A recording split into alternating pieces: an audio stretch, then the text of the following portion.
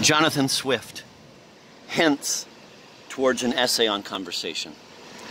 I have observed few obvious subjects to have been so seldom, or at least so slightly handled as this,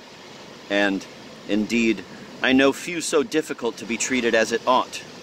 nor yet upon which there seemeth so much to be said. Most things pursued by men for the happiness of public or private life, our wit or folly have so refined that they seldom subsist but in idea. A true friend, a good marriage, a perfect form of government, with some others, require so many ingredients, so good in their several kinds, and so much niceness in mixing them, that for some thousands of years men have despaired of reducing their schemes to perfection. But in conversation it is, or might be otherwise. For here we are only to avoid a multitude of errors, which, although a matter of some difficulty, may be in every man's power, for want of which it remaineth as mere an idea as the other. Therefore it seemeth to me that the truest way to understand conversation is to know the faults and errors to which it is subject, and from thence every man to form maxims to himself, whereby it may be regulated, because it requireth few talents to which most men are not born, or at least may not acquire without any great genius or study. For nature hath left every man a capacity of being agreeable, though not of shining in company, and there are 100 men sufficiently qualified for both, who, by a very few faults, that they might correct in half an hour, are not so much as tolerable. I was prompted to write my thoughts upon this subject by mere indignation, to reflect that so useful and innocent a pleasure, so fitted for every period and condition of life, and so much in all men's power,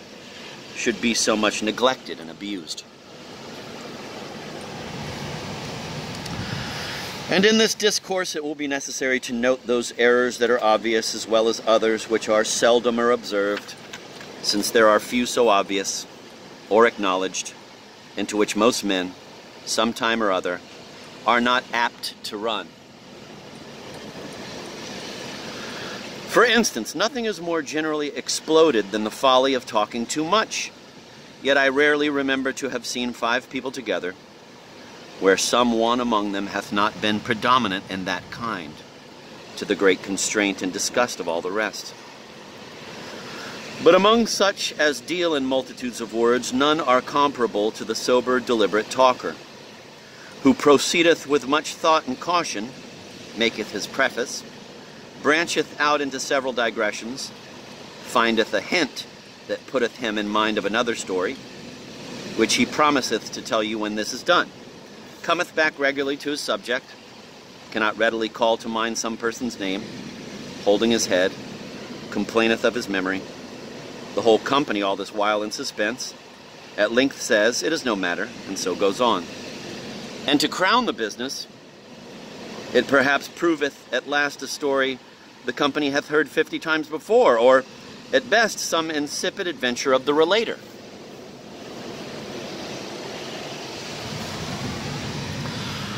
Another general fault in conversation is that of those who affect to talk of themselves.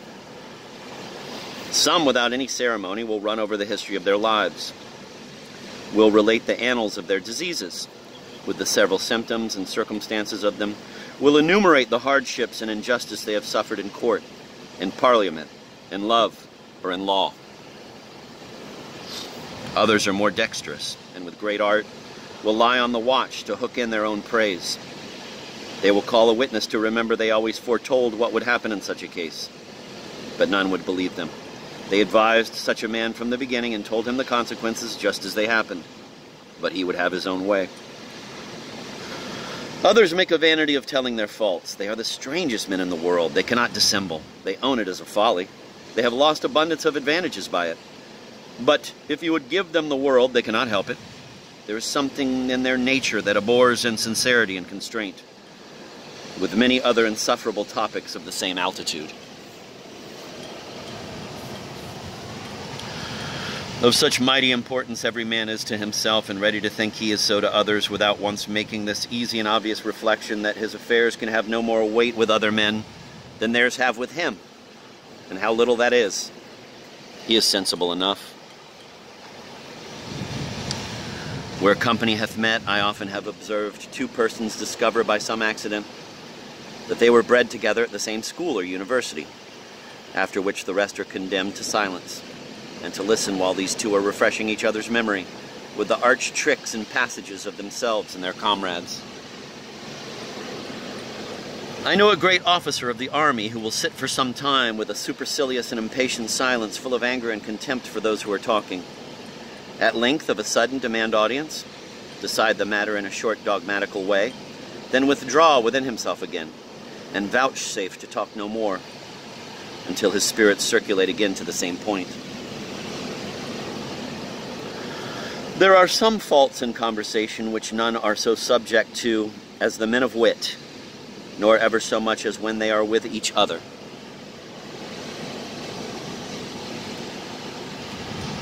If they have opened their mouths without endeavoring to say a witty thing, they think it is so many words lost. It is a torment to the hearers, as much as to themselves, to see them upon the rack for invention and in perpetual constraint with so little success.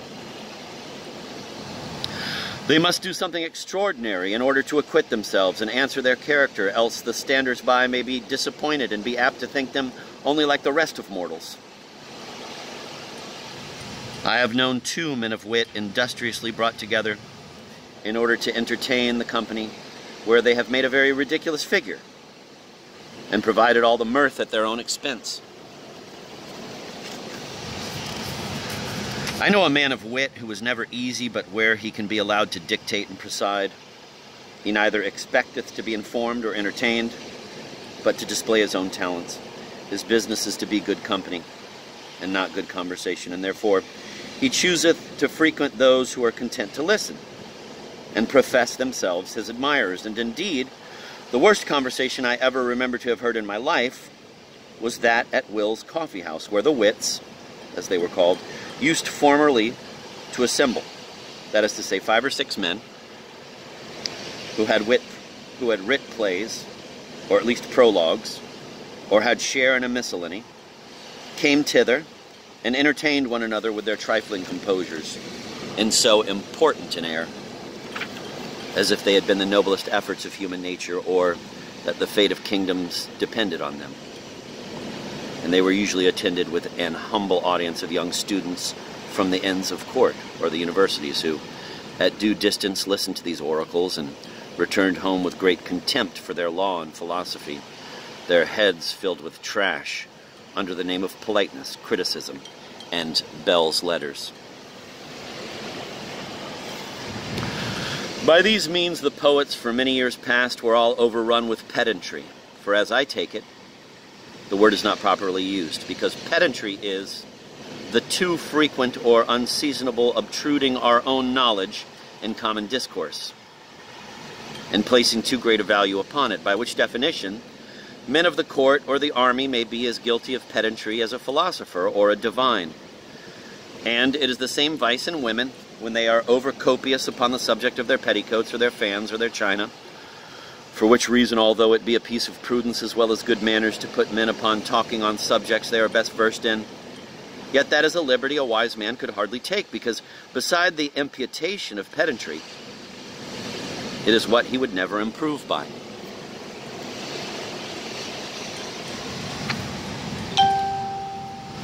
The great town is usually provided with some player, mimic, or buffoon who hath a general reception at the good tables, familiar and domestic with persons at the first quality, and usually sent for at every meeting to divert the company, against which I have no objection.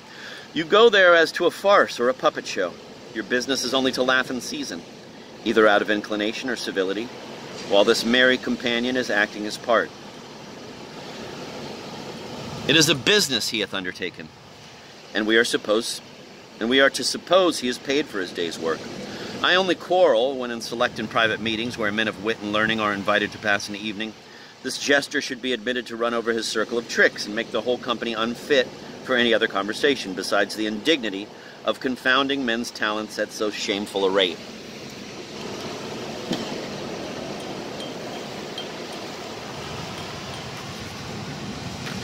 Raillery is the finest part of conversation, but as it is our usual custom to counterfeit and adulterate whatever is too dear for us,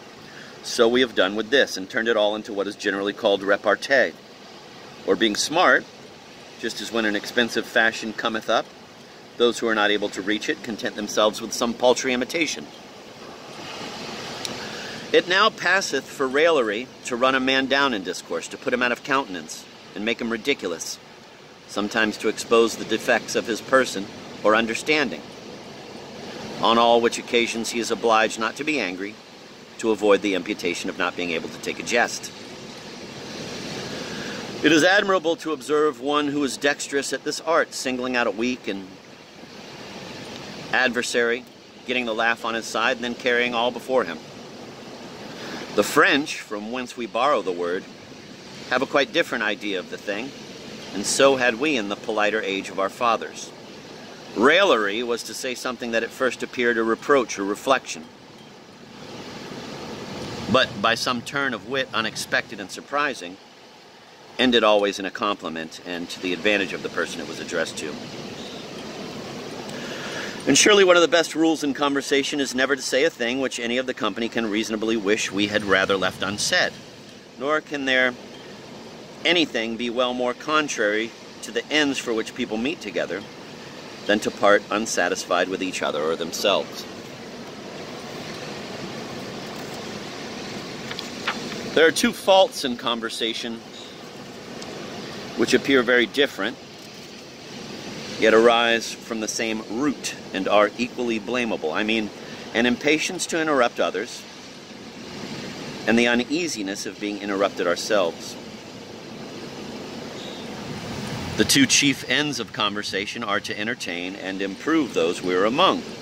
or to receive those benefits ourselves, which whoever will consider cannot easily run into either of those two errors, because when any man speaketh in company, it is to be supposed he doth it for his hearer's sake and not his own, so that common discretion will teach us not to force their attention, if they are not willing to lend it, nor on the other side to interrupt him who is in possession, because that is in the grossest manner to give the preference to our own good sense.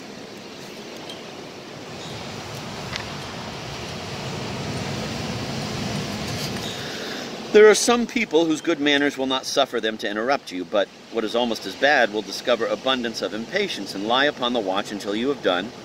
because they have started something in their own thoughts which they long to be delivered of. Meantime, they are so far from regarding what passes that their imaginations are wholly turned upon what they have in reserve, for fear it should slip out of their memory, and thus they confine their invention, which might otherwise range over 100 things full as good, and that might be much more naturally introduced.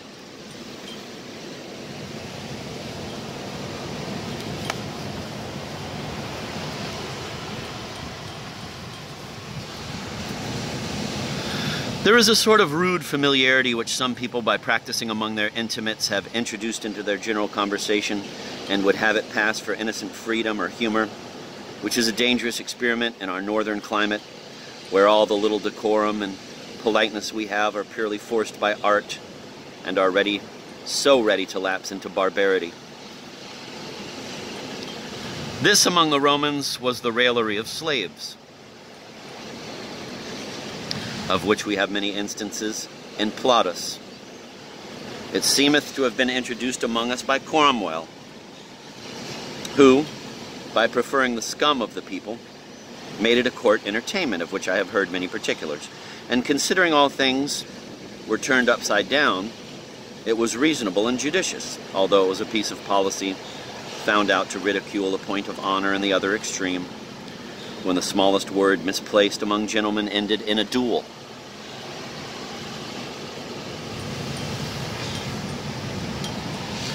There are some men excellent at telling a story, and provided with a plentiful stock of them which they can draw out upon occasion in all companies, and considering how low conversation runs now among us, it is not altogether a contemptible talent.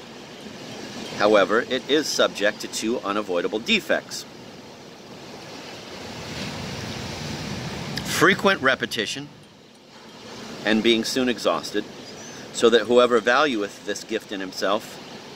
hath need of a good memory, and ought frequently to shift his company, that he may not discover the weakness of his fund. For those who are thus endowed have seldom any other revenue,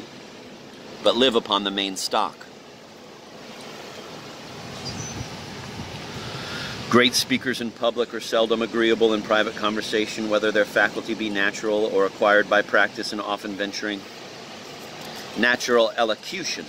although it may seem a paradox, usually springeth from a barrenness of invention and of words.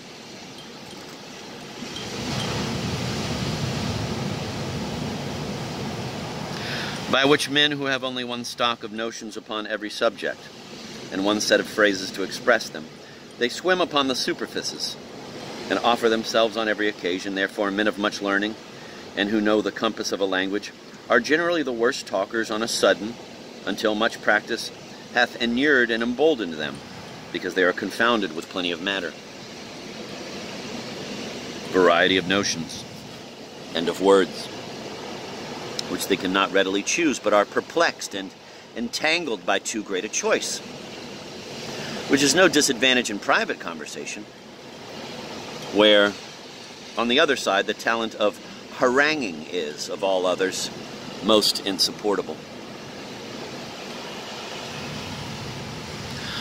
Nothing hath spoiled men more for conversation than the character of being wits, to support which they never fail of encouraging a number of followers and admirers, who list themselves in their service, wherein they find their accounts on both sides by pleasing their mutual vanity. This hath given the former such an air of superiority, and made the latter so pragmatical, that neither of them are well to be endured. I say nothing here of the itch of dispute and contradiction, telling of lies, or of those who are troubled with the disease called the wandering of the thoughts, that they are never present in mind at what passeth in discourse. For whoever labors under any of these possessions is as unfit for conversation as a madman in Bedlam.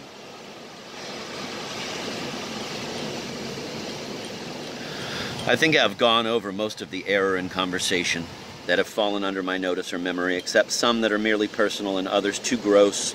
to need exploding, such as lewd or profane talk. But I pretend only to treat the errors of conversation in general, and not the several subjects of discourse, which would be infinite. Thus we see how human nature is most debased by the abuse of that faculty, which is held the great distinction between men and brutes, and how little advantage we make of that which might be the greatest, the most lasting, and the most innocent, as well as useful pleasure of life. In default of which we are forced to take up with those poor amusements of dress and visiting, or the more pernicious ones of play, drink, and vicious amours, whereby the nobility and gentry of both sexes are entirely corrupted both in body and mind, and have lost all notions of love, honor, friendship, generosity, which, under the name of fopperies, have been for some time laughed out of doors. This degeneracy of conversation, with the pernicious consequences thereof upon our humors and dispositions, hath been owing, among other causes, to the custom arisen for some time past of excluding women from any share in our society, further than in parties at play or dancing, or in the pursuit of an amour. I take the highest period of politeness in England, and it is of the same date in France, to have been the peaceable part of King Charles I's reign. And from what we read of those times, as well as from the accounts I have formerly met with from some who lived in that court, the methods then used for raising and cultivating conversation were altogether different from ours. Several ladies, whom we find celebrated by the poets of that age, had assemblies at their houses, where persons of the best understanding, and of both sexes, met to pass the evenings in discoursing upon whatever agreeable subjects were occasionally started. And although we are apt to ridicule the sublime Platonic notions they had, or personated in love and friendship, I conceive their refinements were grounded upon reason, and that a little grain of the romance is no ill ingredient to preserve and exalt the dignity of human nature, without which it is apt to degenerate into everything that is sordid, vicious, and low. If there were no other use in the conversation of ladies, it is sufficient that it would lay a restraint upon those odious topics of immodesty and indecencies, into which the rudeness of our northern genius is so apt to fall. And therefore it is observable in those sprightly gentlemen about the town who are so very dexterous at entertaining a vizard mask in the park or the playhouse, that in the company of ladies of virtue and honor, they are silent and disconcerted and out of their element. There are some people who think they sufficiently acquit themselves and entertain their company with relating of facts of no consequence, nor at all out of the road of such common incidents as happen every day. And this I have observed more frequently among the Scots than any other nation, who are very careful not to omit the minutest circumstances of time or place, which kind of discourse, if it were not a little relieved by the uncouth terms and phrases, as well as accent and gesture, peculiar to that country, would be hardly tolerable.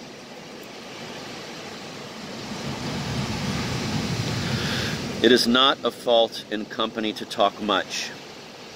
but to continue it long is certainly one. For if the majority of those who are got together be naturally silent or cautious, the conversation will flag, unless it be often renewed by one among them, who can start new subjects, provided he doth not dwell upon them, but leaveth room for answers and replies.